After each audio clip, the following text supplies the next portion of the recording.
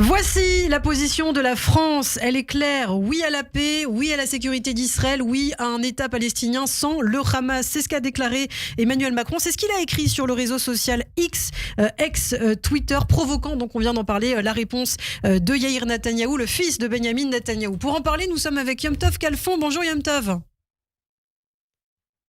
Moadim Nessimcha. Chag Sameach, merci à vous d'être là, Yom Tov. Alors vous venez d'entendre Raphaël Jérusalemi qui a dit avoir honte de Yair Netanyahou, d'avoir cette personne au sein de son peuple, finalement.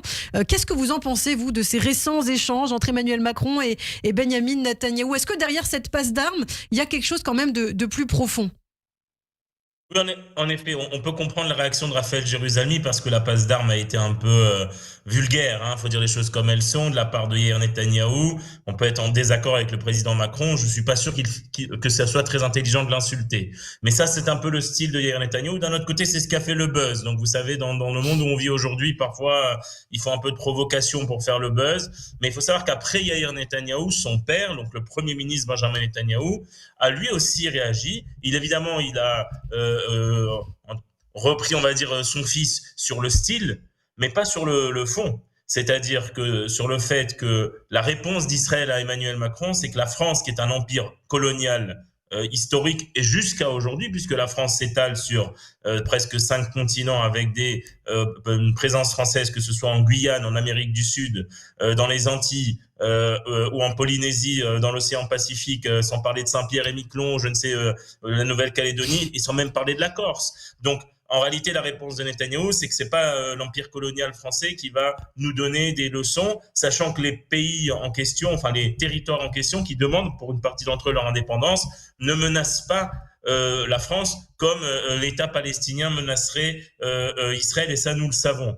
Donc ça, c'est la réponse sur le fond. Donc moi, je voudrais dire, au-delà de la passe d'armes et du style problématique, il y a une vraie réponse. La réponse, je la trouve en partie exacte, mais pas totalement. En partie exacte, c'est vrai que la France, en réalité, demande à Israël d'accepter l'autodétermination des Palestiniens en ignorant totalement que cette autodétermination des Palestiniens, en réalité, mènerait à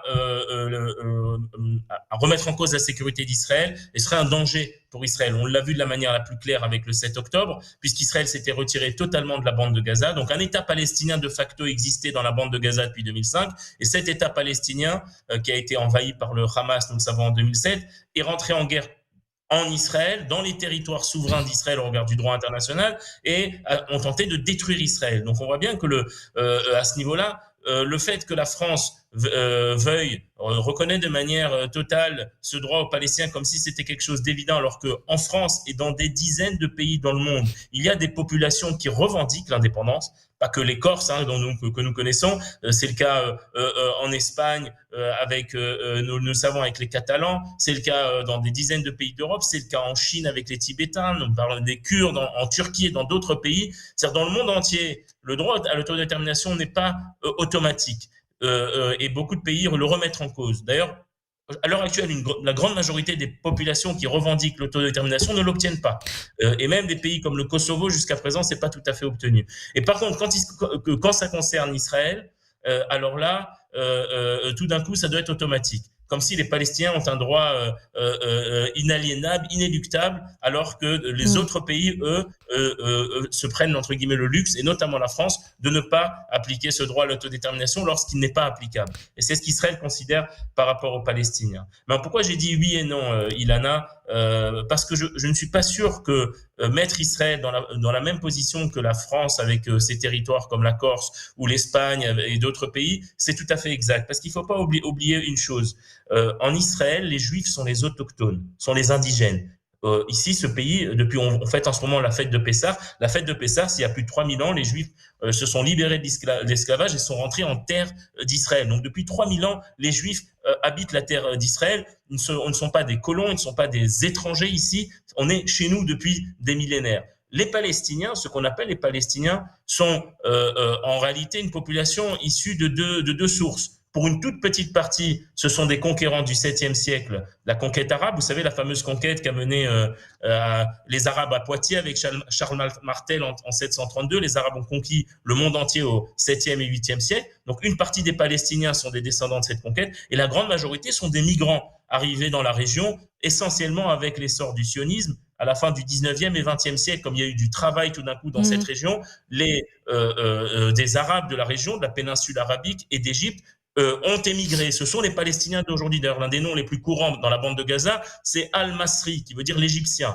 Donc, vous voyez bien qu'une grande partie des Gazaouis, en réalité, sont des Égyptiens. Donc, ce ne sont pas des autochtones. Donc, ils n'ont pas un droit, j'ai envie de dire, naturel d'avoir un État dans cette région. Ceux qui ont un droit naturel pour un État, ce sont les Juifs, les Hébreux. Les Palestiniens, ce sont, comme j'ai dit, pour la grande majorité des migrants. Et c'est sur ça que l'argument, en tout cas, de Netanyahou n'est pas tout à fait complet et n'est pas tout à fait exact, puisque ici, encore une fois, je répète, le peuple juif, ce sont les autochtones en terre d'Israël. Et nous avons, oui, un droit total d'avoir un État ici, contrairement à nos voisins. Rapidement, Yom Tov, pour conclure, il y a quand même 2 millions d'Arabes palestiniens dans la bande de Gaza. Aujourd'hui, la question, c'est que va-t-on en faire ? Est-ce que c'est Israël qui devra se charger de s'occuper de ces 2 millions de Palestiniens ? Est-ce qu'il faudra bien trouver une solution ? Qu'est-ce que vous en pensez ? Écoutez, ces 2 millions de Palestiniens, en 2005, ont eu l'opportunité de transformer la bande de Gaza en Singapour. La bande de Gaza, on en parle beaucoup avec des termes difficiles.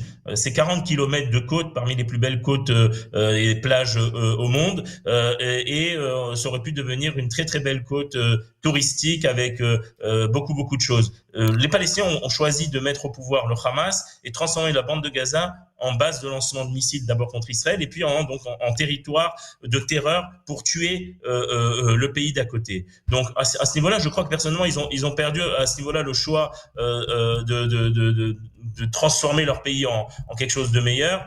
Donc la seule possibilité pour eux en réalité, c'est ceux qui veulent partir, évidemment les laisser partir, vivre un meilleur avenir ailleurs. C'est ce que propose le président Trump. Oui. Et les autres en tout cas d'arrêter de transformer ce territoire en zone de mort, de terrorisme et d'attaque pour les voisins. C'est les seuls choix qui sont possibles. Évidemment, penser à un État palestinien aujourd'hui, c'est totalement hors sujet, car cela voudrait dire, et je l'ai écrit par rapport à Emmanuel Macron, ça voudrait dire que si demain les habitants de Seine-Saint-Denis, par exemple, qui sont pour beaucoup issus de l'immigration, rentrent dans Paris un beau jour face à un 7 octobre et massacrent les Parisiens, alors personne n'ira penser à leur donner un État indépendant en Seine-Saint-Denis. De la même manière que c'est le cas pour la France, je pense que personne ne peut forcer Israël à donner un État indépendant au terrorisme et faire penser que le terrorisme, ça paye. Merci beaucoup Yom Tov Khalfon. Merci d'avoir été avec nous ce matin sur Radio J. On se retrouve chaque semaine, je vous dis Chag Sameach.